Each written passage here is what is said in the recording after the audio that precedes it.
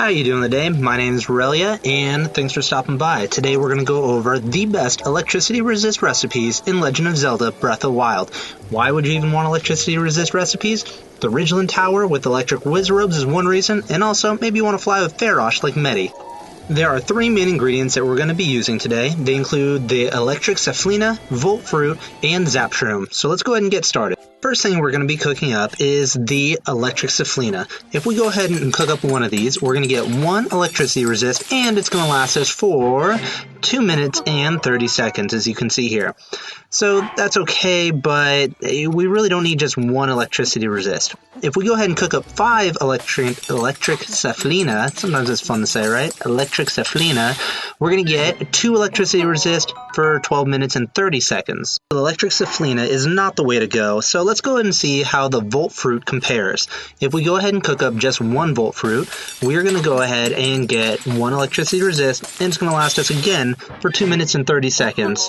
No reason to cook up just 1, so let's go ahead and see how it compares when we do 5 Voltfruit. We really want that 3 electricity resist, but even with 5 Voltfruit, we're still only going to get 2 electricity resist for 12 minutes and 30 seconds.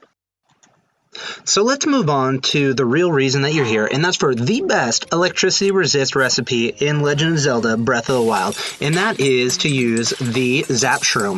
If we do 1 Zap Shroom, we're going to get 1 electricity resist for 2 minutes and 30 seconds. That's exactly what we've been doing this entire time, but if we do 5 Zap Shrooms, we're going to get something way better. This time we're going to get the 3 electricity resist, and it's going to last us for 12 minutes and 30 seconds, and that's what we're looking for. We want the 3 electricity resist, because 1 and 2, it's just not enough. 3 gets you pretty dang close to completely zap-proof, and you're not going to be taking any damage from electricity.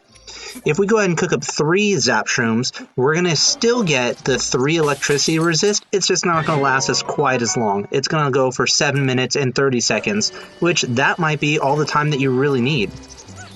The next thing that I want to do is show you how well the electricity resist recipes work by heading over to the Ridgeland Tower where all the electric wizrobes are hanging out right over top of the water because they are just a pain to deal with without having electricity resist.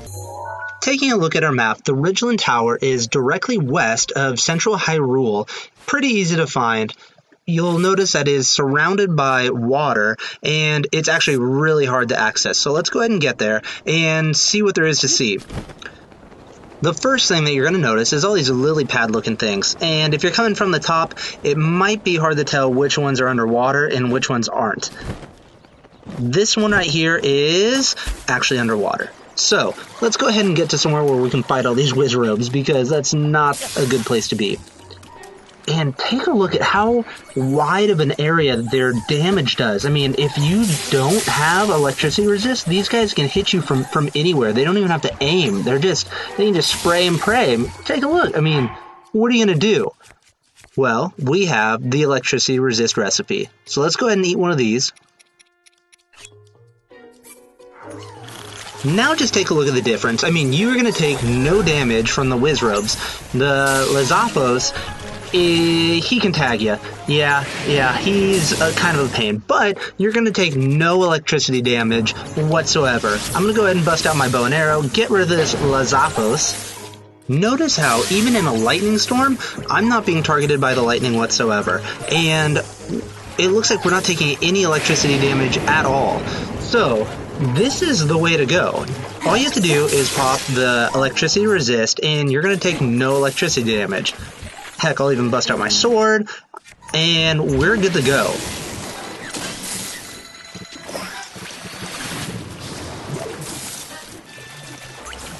So if you notice, I'm starting to get targeted by the lightning. So let's see if we take damage.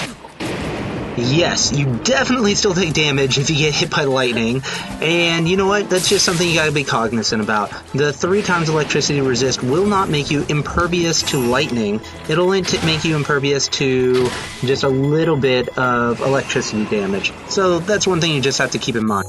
Next, let's go ahead and fast travel to the south part of the map to the Faron region, to the Shoda Shah Shrine, where we can go ahead and fly with Farosh.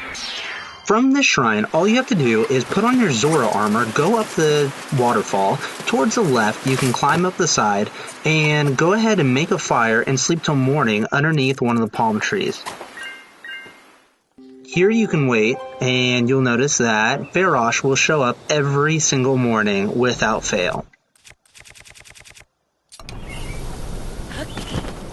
So I've always wanted to go ahead and fly with the dragon. I mean, how cool does this dragon look? Every time I see it, I always kind of nerd out a little bit. I kind of wish I knew the history about the dragon a little bit more.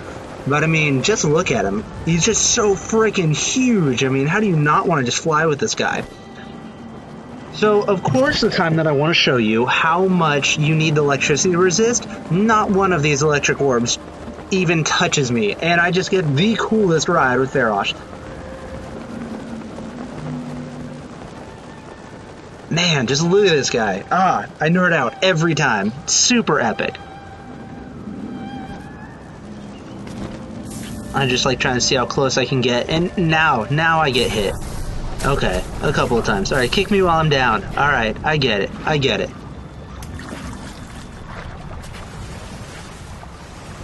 Alright, so let's go ahead and... Okay, let's go ahead and start over, and this time let's do it with electricity resist, and see how far we can get.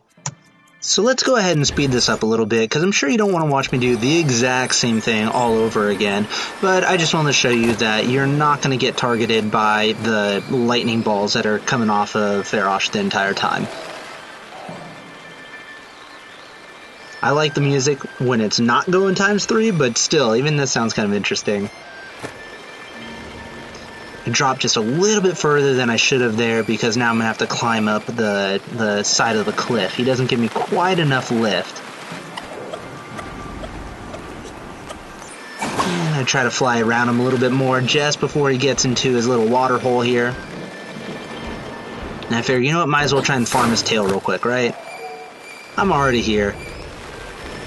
And I completely forgot that he comes up one last time and he ends up flying up into the clouds. And if you take a look, off in the distance, if you look really, really close, you can actually see Medi up there, flying with Farosh. Maybe he'll hear me if I say hi. Hi, Medi!